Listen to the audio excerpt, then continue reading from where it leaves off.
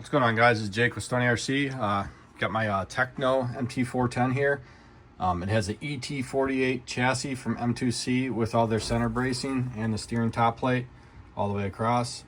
I added this other brace here. It's kind of a little hard to see, but I made this out of another brace of theirs that mounts into this with an M5 screw and kind of mounts through the back here. You can see it up there into this other top plate they have, which supports my shock tower. Ever since I've done that, added this one on here, I haven't broke any more bulkheads because it supports the shock tower a lot better. And these are still the stock shock towers, front and back. I have the stock body mounts in the front. In the back, I made this aluminum plate here. You can see mounts into the existing holes of the shock tower for the wing. And then these are Arma.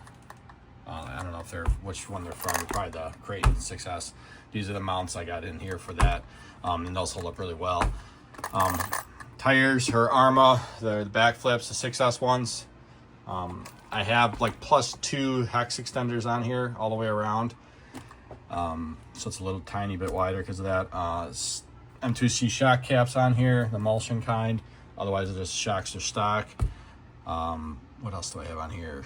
I think that's it for basically parts. Then as far as the electronics, I got my MKS servo. It was like $100. It's held up really well. It's a little noisy, but it's held up really well. M2C servo horn, because you need the longer one, because this is the wider chassis for the truck. So you need a longer servo horn, and then it lines up with so to keep the steering geometry right. I have a Castle Monster 8S ESC, and with this M2C chassis, it also comes with a different mount. It's right here. You can see it can mount in the back. I didn't have to make the holes, and it can mount over here too in the front in the normal spot, so it can mount here or in the back. On my body that I'm using right now, just for now, I made this little block here to keep the dirt and debris from hitting the speed control. It's the only place you can fit the speed control. The motor's 1720. It's 1650 kV. So it's all censored and everything like that. I'm running a 24 tooth pinion with stock. It's not stock, it's the metal, but it's stock teeth. I think it's 44 tooth, but I put the metal one for the center diff, for the spur. And then on the ESC, I've only driven the car twice. And one thing, Castle, I'm gonna recommend for you guys is your fans that you have. Look how thin these little crossbars are that hold everything. Sorry, my hands are dirty right now. I've been working on everything, but they break. A few jumps and they break where it holds the fan, and then the fan gets cocked and starts breaking fins off. I only used, this is 2 runs, and this is what the fan looks like on both my cars. I have the same speed control on this guy over here too. The same thing happened to this one. I'm gonna have to update it. So I got these rocket fans from a different, they're aluminum, same size, 40 millimeter, and then we got this off of eBay too, this cover, but they go right back into place. The only thing you have to do is change the plug, so I had to do a little bit of soldering to change the plug so it matches with the Castle.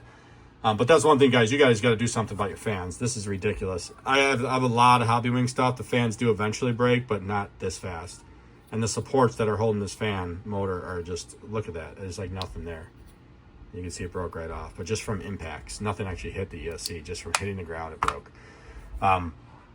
Motor's great. Ton of power. I'm only running 4S, but that's why I put the bigger motor in here. So my temps are all good. I don't need a motor fan. I was getting like 90 something on here. This fan barely kicks on, and then the motor was like, I don't know, like 110 or something like that. It wasn't bad at all after running the whole time, even with the high gearing ratio that I have. I've got the QS8s on here because they don't come unplugged, so I just have it on all my cars to make it easier. But other than that, the truck's held up really well.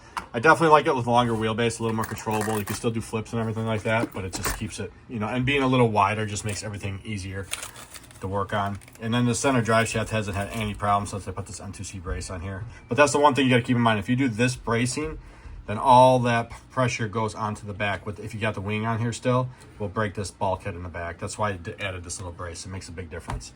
But other than that, the car's been holding up really well. I will eventually do a different top. This is one that I've had for a couple seasons now. But I mean, it works. It's got a couple little supports in there, but it looks pretty good. So, but yeah, I'll do a little bit of running on here, and I'll show you guys. I don't know how fast it's going. I didn't put anything on it, but it's definitely hauling, and it can wheelie pretty much at any time. So it's pretty fun.